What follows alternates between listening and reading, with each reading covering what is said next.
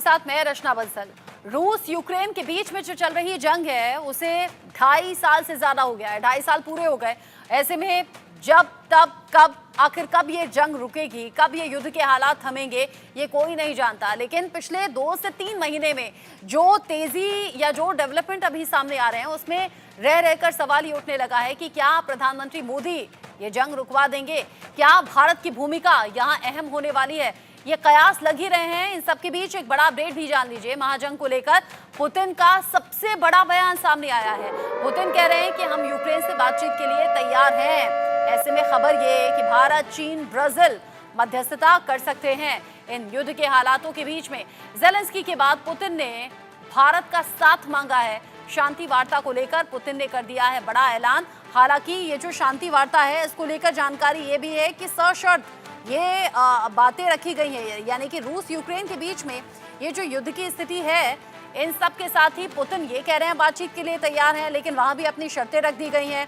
और साथ ही साथ जेलेंस्की भारत पर भरोसा कर रहे हैं। जेलेंस्की के बाद पुतिन ने भारत का साथ मांगा है। उससे पहले जेलेंस्की ने पीएम मोदी से जब मुलाकात की थी, जब यूक्रेन के दौरे पर पीएम मोदी गए थे, तो वो जो तस्वीरें सामने आई थी उसमें बहुत ज्यादा होपफुल दिखाई दे रहे थे व्लादिमीर जेलेंस्की। यानी भारत से उन्हें उम्मीद है, प्रधानमंत्री मोदी से उन्हें उम्मीद है कि युद्ध रुकवा देंगे। शायद भारत की भूमिका तटस्थ रही है और इस तटस्थ भूमिका के साथ ही प्रधानमंत्री नरेंद्र मोदी ने जेलेंस्की से मुलाकात के दौरान कहा था कि मैं व्लादिमीर पुतिन से मिला था, आंखों में आंखें डालकर उनसे कहा था कि ये युद्ध का समय नहीं है। ऐसे में अब शांति वार्ता को लेकर जब पुतिन ने कर दिया है बड़ा ऐलान, तो क्या शर्तों पर सहमति बन जाएगी? क्या रूस और यूक्रेन के बीच में युद्ध रुकेगा और क्या इसमें पीएम मोदी की बड़ी भूमिका होगी? सवाल बहुत से हैं। इस महाजंग पर दुनिया के अलग अलग देशों की निगाहें हैं। इस पर बात हम करेंगे। मेजर जनरल रिटायर्ड जेकेएस परिहार सर मेरे साथ में जुड़ गए हैं, सीनियर डिफेंस एक्सपर्ट के तौर पर। अरविंद सिंह तेजावत जी मेरे साथ में है, विदेश मामलों के जानकार हैं। आप दोनों का ही बहुत बहुत स्वागत।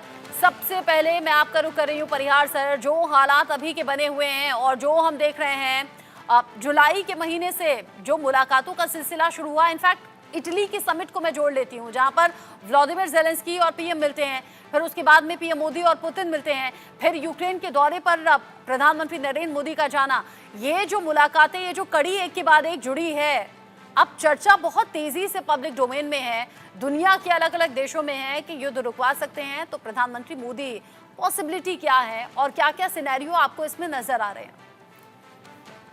देखिए, जो आपने सारी श्रृंखला को बहुत अच्छी तरह से कड़ियों को जोड़ा है। इसमें मैं थोड़ा और ऐड करूंगा कि इसमें एनएसएस की जो विजिट्स होती हैं वो है, और फिर हमारे रक्षा मंत्री अमेरिका गए, तो न केवल डिफेंस डील बट ये जबकि वो बहुत ही वरिष्ठ मंत्री हैं तो उनके थ्रू भी संदेश गए होंगे और वहाँ से भी आए होंगे। तो यूक्रेन और रशिया का जो युद्ध है उसका अल्टीमेट जो सॉल्यूशन है वो सिर्फ किसी पीस अकॉर्ड से ही संभव है।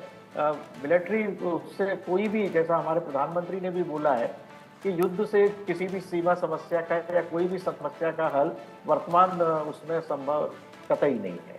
तो इसमें तो शांति प्रक्रिया को बहाल करना ही है। और भारत जिस तरह से भारत के प्रधानमंत्री और भारत की एक जो छवि बन चुकी है कि हम जो है ना रूस के प्रति पूरे झुके हुए हैं और हम ना यूक्रेन के विरोध में भी है, अमेरिका से भी अच्छे रिलेशंस हैं, तो ओवरऑल भारत एक आइडियल कंट्री बनता है जो पीस प्रोसेस में निगोशिएट कर सकता है। प्रेसिडेंट पुतिन ने इसके साथ में चाइना और ब्राज़ील का नाम भी ऐड किया है। तो चाइना का आना मतलब इसमें बिल्कुल ये है कि पुतिन को भी ये भरोसा है कि भारत जो है वो निष्पक्ष रूप से काम करेगा। तो चाइना एक तरह से इसमें प्रेशर टैक्टिक्स के लिए वो उसमें ऐड करना चाहते हैं। भारत तटस्थ तो उसमें बहुत भारी जिम्मेदारी निभाएगा, मगर चाइना का आना मतलब ये है कि कहीं अगर प्रोसेस डीलिंग होती है तो उसको ये रास्ते में लाना है। प्रोसेस शुरू होगी। अब इसमें जो एबॉर्टेड प्रोसेस थी जो नवंबर 2022 में इस्तांबुल में करीब करीब जिसमें समझौता जैसे कि रशिया के राष्ट्रपति कहते हैं तो हो गया था, उसके आगे ही आगे बढ़ना उन्होंने ये कंडीशंस रखी है। जेलेंस्की को भी कुछ वापस करना होगा जो कंडीशंस उन्होंने दी हुई है, क्योंकि रशिया किसी भी हालत में क्रीमिया को नहीं छोड़ेगा। 2014 का वो पूरा उसने छोड़ना नहीं है। ईस्टर्न यूक्रेन में वो कितना निगोशिएट करेंगे ये बहुत देखने वाली बात है। तो मामला बहुत गंभीर है, मगर मुझे लगता है कि अंदर ही अंदर काफी कुछ पिछले 6-7 महीने में गया है और उसी का नतीजा है कि प्रधानमंत्री मोदी काफी इसमें सक्रिय नजर आ रहे हैं। और अगली पीस समिट जो है मैं समझता हूँ भारत में ही होगी और उसमें कुछ ना कुछ प्रगति इसमें जरूर होगी। जेलेंस्की ने तो और पहले ही ये होप दिखाई थी और भारत की तरफ उम्मीद भरी निगाहों से देखा भी था। और ये जो आप शांति वार्ता की बात कर रहे हैं, इसको लेकर अब पुतिन भी उम्मीद भरी निगाहों से देख रहे हैं। अब इन सबके बीच में ही अरविंद तेजावत जी, हम बात कर रहे हैं पिछले 2-3 महीने के डेवलपमेंट की, जहां बड़े नेताओं का मिलना हुआ और ये जो स्ट्रेटेजी रही युद्ध रुकवाने को लेकर या शांति वार्ता को लेकर, अलग अलग सिनेरियो हम देख रहे हैं। लेकिन पिछले एक महीने में अगर मैं देखूं, जो कुर्स्क में पहुंच जाना यूक्रेनी सेना का, और द्वितीय विश्व युद्ध के बाद ये पहली बार है जब रूस की धरती पर किसी दूसरे देश की सेना आ गई हो या कब्जा कर लिया हो या फिर किसी विदेशी ताकत ने वहां जाकर अपना प्रभाव दिखाया हो। यूक्रेनी सेना ने ये इम्पॉसिबल सा काम कर दिया। ये भी तो एक बड़ा प्रेशर होगा व्लादिमीर पुतिन पर, रूस पर, जिसके बाद पुतिन की तरफ से भी ये कहा गया कि ठीक है, बातचीत के लिए तैयार हूं लेकिन शर्तों के साथ। बिल्कुल, ये आप ठीक बोल रही है रचना जी। जब ये युद्ध शुरू हुआ था तो ये अनुमान था कि ये युद्ध मुश्किल से मुश्किल 3 से 4 महीने चलेगा और वह समाप्त हो जाएगा। पर यूक्रेन की जनता की तरफ से ज़ेलेंस्की को इतना ज़बरदस्त समर्थन मिलेगा, वो यूक्रेनियन लोग जो हैं वो अपनी आइडेंटिटी को लेकर इतने ज़्यादा कॉन्शियस होंगे, यह खुद व्लादिमीर पुतिन साहब को भी पता नहीं था। और वेस्ट ये चाहता था कि कम से कम ये जो युद्ध है वो 1 साल तो चला ही जाए, जिससे क्या होगा कि युद्ध की जो सारी ताकतें हैं, जो रूस की सारी ताकत है, वो युद्ध में समाप्त हो जाए। तो यह वेस्ट का पूरा प्लान था और मुझे लगता है कि जो वेस्ट है वो इसमें सफल होता हुआ नजर आ रहा है। इस बात को पुतिन साहब समझ चुके हैं। दूसरी बात यह है कि यूक्रेन किसी जमाने में जो सोवियत संघ है उसका हिस्सा रहा है, इसलिए मुझे लगता है कि बहुत सारे उन्होंने एक वहाँ का एक क्षेत्रीय संगठन भी बना रखा है जो रूस से टूटे हुए देशों से बना हुआ संगठन है। तो वह जैसे कि भारत का जो सार्क संगठन है जिसमें, तो रूस का भी एक ऐसा संगठन है। तो इन क्षेत्रीय संगठनों को मजबूत बनाकर जो क्षेत्रीय समस्याओं का जो समाधान है वह हमें ढूंढने की कोशिश करनी चाहिए। और इस बीच में जो एक्सटर्नल इंटरफेरेंस हैं, जैसे कि चाहे वो दक्षिण एशिया में चीन का जो अभी वो हस्तक्षेप करता है, या चाहे वो जो रूसी संघ में वह जो वेस्ट का जो हस्तक्षेप है, उन दोनों को हमें इस प्रकार से देखना चाहिए। तो उम्मीद कि अब कुछ क्या होता है, और मुझे लगता है कि भारत की जो फॉरेन पॉलिसी है वह काफी डेवलप हो रही है। अगर इसमें ब्रिक्स एक भूमिका निभाता है तो एक बार वापस यह चीज साबित हो जाएगी कि यूएनओ जैसा संगठन अब कारगर नहीं रहा है और जो रीजनल या जो छोटे छोटे जो नए नए संगठन उभर रहे हैं वह यूएनओ से भी ज्यादा मजबूत भूमिका निभाएंगे। रचना जी, जो लगता है इस बारे हालांकि में। फरवरी 2022 में जब ये युद्ध की शुरुआत हुई थी तो अलग अलग देशों की तरफ से कोशिशें हुई थी कि युद्ध रुक जाए। तुर्की ने इसमें बड़ी भूमिका भी निभाई थी और दोनों देशों को टेबल पे लाने का काम भी किया था। लेकिन उस वक्त पुतिन की जो शर्तें थी वो बड़ी भारी भरकम थी। पुतिन ने सीधे सीधे यूक्रेन को कह दिया था, डोनेस्क, लुहांस्क, खेरसोन और ज़ेपोरिजिया से अपने सैनिकों को हटा लो, इसके अलावा यूक्रेन कभी भी नेटो का हिस्सा नहीं बनेगा। हालांकि यूक्रेन ने इन शर्तों को मानने से इनकार कर दिया था, जिसका नतीजा हम देख रहे हैं कि आज 2.5 साल पूरे इस युद्ध को हो गए। इस बीच एक बड़ा अपडेट कुर्स्क को लेकर पुतिन ने दिया है बड़ा बयान। कुर्स्क से यूक्रेनी सेना को भगा रहे हैं, ये पुतिन ने कहा है, वो भी तब जब शांति वार्ता को लेकर बात हो रही है। यूक्रेन के डोनबास क्षेत्र को कब्जे में लेना है, ये व्लादिमीर पुतिन की तरफ से साफ कर दिया गया। यानी अपनी सीमा में, अपने देश में यूक्रेनी सेना का घुसना या कब्जा करना बिल्कुल सुहा नहीं रहा है व्लादिमीर पुतिन को। जाहिर सी बात है कि इससे और ज्यादा बौखलाहट पुतिन में देखी जा रही है। साथ ही साथ यूक्रेन के डोनबास क्षेत्र को कब्जे में लेना है, ये टारगेट भी बता दिया। और ये बता दिया कि कैसे कुर्स्क से यूक्रेनी सेना को भगा रहे हैं या भगाना है। परिहार सर, ये अगर इतना आसान होता भगाना, या फिर अगर भगा सकते इतनी आसानी से, तो अब तक भगा चुके होते ना यूक्रेनी सेना को। यूक्रेनी सेना का मुकाबला करने के लिए तो रूस को सीमा से रूसी सैनिकों को वापस बुलाना पड़ा, अपने ही देश की रक्षा में लगाना पड़ा, स्ट्रैटेजी चेंज करनी पड़ी। इतना आसान नहीं है। यानी थोड़ा प्रेशर तो यहाँ पुतिन भी ले रहे हैं, जिसका नतीजा अब यह है कि शांति वार्ता की भी सुगबुगाहट रह रहकर सामने आ रही है और इस तरह के बयान भी देने पड़ रहे हैं। देखिए, जो जिस तरह से यूक्रेन रशिया में कुर्स्क में एंटर किया है, तो उनको भी पता था कि ये बहुत ज्यादा इसमें लंबे समय तक नहीं रह पाएंगे, मगर ये मैं समझता हूँ प्रेशर टैक्टिक्स का ही है। अगर वो वहां पर पीस प्रोसेस शुरू होती है और उस वक्त में रशिया यूक्रेन को पृष्ठ से अगर नहीं निकाल पाता है, तो पीस प्रोसेस में फिर यूक्रेन का पलड़ा भारी होता है कि वो कोशिश ये है कि भाई आप ईस्टर्न यूक्रेन में से बाहर आएंगे तभी हम इसमें से जाएंगे। तो मैं नहीं समझता हूँ कि रशिया जो है कोई भी पीस प्रोसेस, कोई परमानेंट डील इसमें साइन एक बात में नहीं होगी, ये आप बिल्कुल मान के चलिए। जो भी मध्यस्थ, चाहे वो ब्रिक के देश हो, चाइना, ब्राजील, भारत हो, ये इसमें एक सीज फायर होगा। जो मेरा मतलब आकलन ये है कि इसमें एक सीज फायर होगा और उसके बेसिस में कुछ कंडीशंस होंगे कि स्टेटस को टू बी मेंटेन, और बाकी फिर आगे चल के निगोशिएशंस हो और उसमें फिर बॉर्डर सेटलमेंट हो। रशिया किसी भी हालत में क्रीमिया को नहीं छोड़ेगा, जो 2014 से वो लेके बैठा हुआ है। 10 साल से बैठे हैं तो क्यों छोड़ेंगे?